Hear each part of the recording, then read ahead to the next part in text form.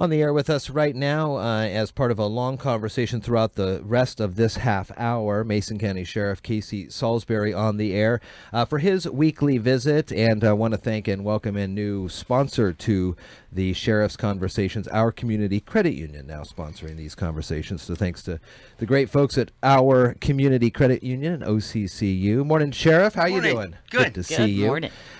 Commissioner Netherland was on the air Friday. He's on the newscasts throughout the morning here today, and we were talking last week about his proposal for some school resource officers, and I know that education and school safety and child safety is paramount to everybody who works hard, not only in the districts and the county and the sheriff's office. Talk to me a little bit about his proposal, your thoughts on it. I know that the budget, the sheriff's office budget, is your budget. You kind of are able to determine how it gets spended. So these are, again, just ideas for you. And where are you at here with some of the things that he was presenting? Well, first, I find it interesting he's presenting that, because if you go to other county commissioners, they give you your budget, and as the other county commissioners tell me, they keep their nose out of everybody else's business and let the subject matter experts take care of each spot. And so it's kind of interesting that he continues to do that. As far as background on this a little bit, you know, I was a school resource officer for many years. That's why I left Mason County, went to Thurston for Sheriff Gary Edwards. I taught the DARE program, the GREAT program, the bullying education program, and crimes against children. So I'm pretty well versed in this. On the budget piece, there's obviously a motive behind this piece on cutting our staff. But what the commissioner fails to tell you is absolutely I do have the chiefs that he says that I have. What he also fails to tell you is those were approved through the Civil Service Commission and by the County Board of County Commissioners. So for to come back now after they've been approved a number of years ago and go back on that, it's kind of a little bit hypocritical there. Second piece behind that is if you go out to those agencies and look and count up the number of majors, captains, lieutenants, the other positions that they have in supervision, we're way behind them. Way behind them. We don't have all those other positions. So yes, my chiefs cover a whole bunch of bases of the staffing that we simply don't have compared to those other agencies. So, okay, so the 5 chiefs in the county, and then he says Commissioner Netherland references 3 in Pierce County, 4 in King, but there are sub-layers between the chiefs and kind of the day-to-day officer. And we don't have those sub-layers of supervision giving us supervision straight across the board. The other piece that he brought up is he made it very clear that 2 of my chiefs are non-commissioned and the others don't have that or something along that line. So please be advised that one of the reasons that I went to the way that I did this is when I worked at Thurston County for a long time, very successful county, our division chief there was non-commissioned, the finance director. Their chief chamberlain was chief, she was non-commissioned. If you go down to Grays Harbor County, which he also referenced, the chief civil deputy down there for many, many years, Lynn, that was my training officer when I was in the civil division, taught the training classes, she was title chief, and she was not a commissioned police officer. And not commissioned means? You don't have powers of arrest. Okay. Many areas have that because you have subject matter experts and expertise, and not everybody that does finance has a law enforcement background. So that's a little deceiving when you bring that out, that there are other places, and other places have the same title positions. They may call them something different. I mean, I could call them king and queen if I want to, but to keep it straight across so it's simpler in the command structure, just titling chief. He says, made mention in this report too, one of the chiefs is scheduled to retire this coming April. Yes, and I'll address that too. Let's cover this for a minute. We went back this last year and we were cut $1.5 million, and part of that was within a 6-month period.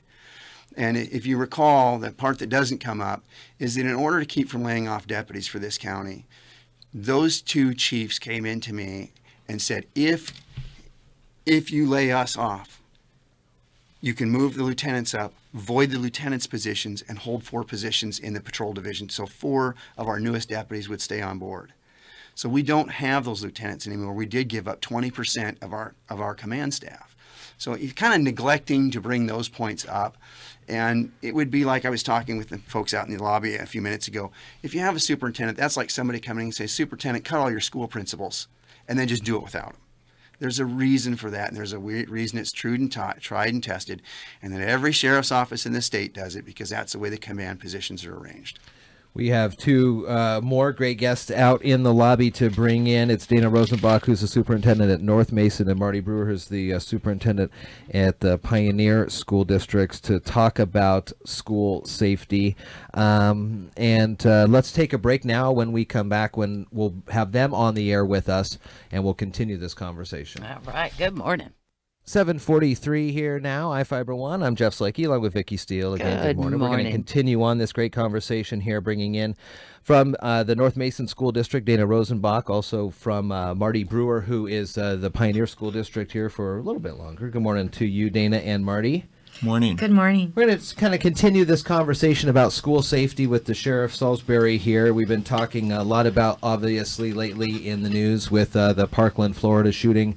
But there has been a lot of work to try to have school safety officers represented all throughout the county. This is it's been a long-standing effort. Talk to me a little bit about your guys' interactions with not only, well, I guess with the sheriff's office, considering there's no other police department in your area. So how do you work with the sheriff's office when it comes to school safety, and what have you guys been doing? Dana, we'll start with you. Sure. We've had a very strong partnership for the last at least 4 years, and we meet monthly with the sheriff's department to review safety plans and to build stronger relationships in the case of need. We also have, in the last year, and so as a Mason County Superintendent's Group, agreed with the Sheriff's Department to have a school resource officer that we shared, thanks to Marty's leadership. And unfortunately for the other folks, I think we kind of monopolized that person's time this year up at North Mason. So we have entered into an agreement for next year to have a full-time resource officer on our campuses. So that would be a school resource officer that would rotate throughout the schools in the district, or throughout. Right, he'll have an office probably at Hawkins Middle School and spend most of his time at the upper campus at Taylor High School, North Mason High School, and Hawkins Middle School, but also spend some time at the elementaries. And Marty, talk to me a little bit about how a school officer or a resource officer is represented in the district. Yeah, his Sheriff Salisbury's support has been phenomenal. The last couple of years, we've had a resource officer, Matt Koblenson, has come through. Sure. He makes a point of visiting our schools at least once a week, and he's always on call. We've been able to implement, as I know North Mason has as well, the Salem-Keizer Threat Assessment, and Matt's a critical component of that. And basically, it's an assessment that we can use when we have a potential concern of the safety or well-being of a child. And so it's been critical for our system to implement that, because it gives us real data to be able to utilize to make pretty significant decisions based on student safety. And talk to me a little bit about that, Sheriff, about the Salem-Keizer model. Here's where it came together for all of us, I think, or it worked out great for me. I had been familiar with that model. I'd been a school resource for 9 years in another county, and been familiar with that model. When Superintendent Rosenbach came here, we started talking about that, and she actually introduced that to all the rest of the superintendents throughout the county. And the critical piece to that wasn't that, I'm not saying it's the very best model, it's one of many models, but that we were all operating on the same sheet of music. And so there was an agreement with all the superintendents and law enforcement to move to that model, so we're all speaking the same language. And then the Shelton School District stepped in with that too, and followed that up. And so all of our schools and all of our superintendents, and that was the biggest part for me, is because everybody was doing something different, and now we're very consistent. And thanks to the superintendents for coming together with us, and I know that Mrs. Rosenbach kind of introduced that to the superintendents group on law enforcement and the school's behalf. But to add to that, we had 2.5 years ago now, we had all 7 school districts, the sheriff's office, police department, EMS, fire, MACECOM, all come together for a 3-day institute during the summer.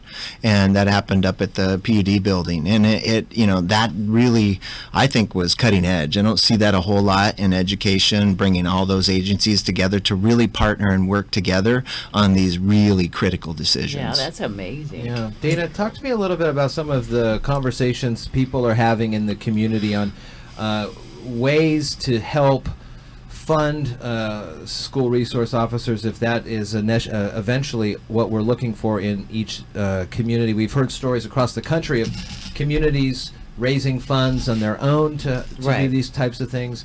What about in the North Mason? Well, there is an upswing in conversation about ideas on how to raise funds for that. But for us at North Mason School District, it's been such an important piece that we have in place that we've looked into our budget and just set aside the dollars from our state budget to be able to fund the position.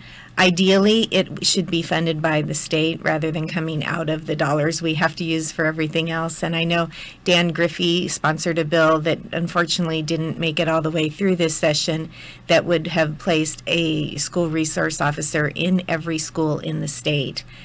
His initial cost for that bill was about $50 million, I think, but the legislature didn't see fit to approve that bill. I think it got stopped last week, and we were really looking forward to that, so hopefully it will come up again, because I think it is very important. Another piece that we worked on, and I did it differently than some people have done, we actually were set to have 2 school resource officers before the commission cut our budget. And leading up to that time, what I had worked on, and was really neat to see it evolve differently than and other sheriffs are starting to do it now, is when we interviewed for those positions, I didn't interview for those positions. I've been in schools and done that kind of work. So what I asked is the superintendents to come down and interview the persons that wanted to work in the public schools. And so the superintendents came down and interviewed the deputies for the potential positions. So we actually, this isn't new, we were ready for this a few years ago.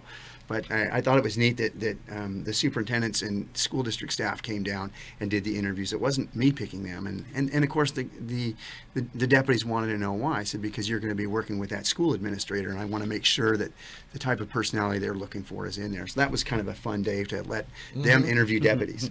Well, and if I may, I think it's very important that the school resource officer isn't just there for when things go bad. They're there to help the kids develop and understand a relationship with law enforcement, to have another adult that they can go to when they have concerns or stressors, and to also help teach them about some of the basics of behaving well in a civil society. Yeah, talk to me about the positive benefits. A lot of times people's and kids' interactions with officers, the first one perhaps is when they're in the backseat of the car and the mom or dad gets pulled over for speeding or something like that, and then it's a lot of untoward names perhaps towards the officers after they leave or something, and they may not have a good working understanding of the fact that they're there putting on the badge to keep them safe. Deputy Colbinson makes a point, like I referenced earlier, to just make it through our facilities. Tries to once a week. It's not uncommon to see him out on the playground engaging with students in a positive manner. He also, just last week, March 2nd was Dr. Seuss's birthday, and he was out reading to classrooms as well. So we really, and that's our focus as well. We want to engage law enforcement with our students in a positive light, and with the support of the sheriff's office. That's been part of our philosophy. Do you have any data on kids that grow up with positive impacts or positive touches with law enforcement and how they...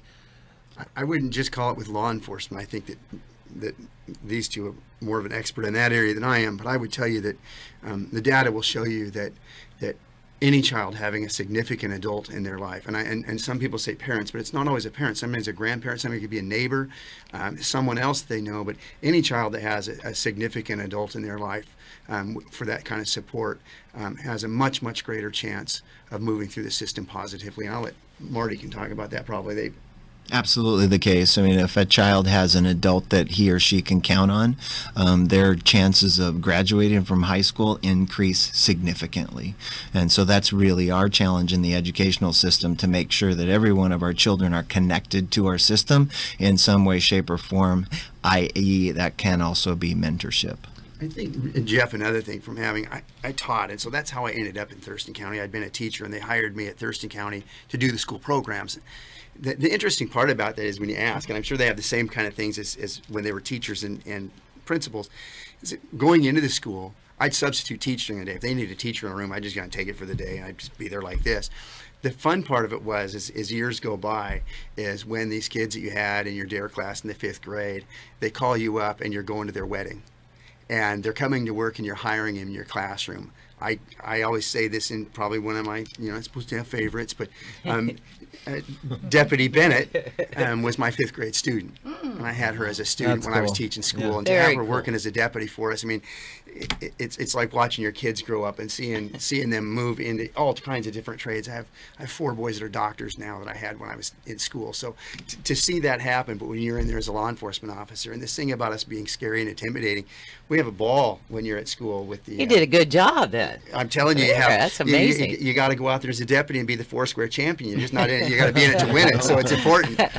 Well, it seems like the will is there to have resource officers in the school systems throughout Mason County, and perhaps some good starting off points for not only the school districts, sheriff's office, the county, and everyone to work together to try to find a way to make this happen. Casey Salisbury, Dana Rosenbach, and Marty Brewer, thanks for coming on to talk about this. It's Thanks so much. Ongoing issue that we'll continue to cover for sure.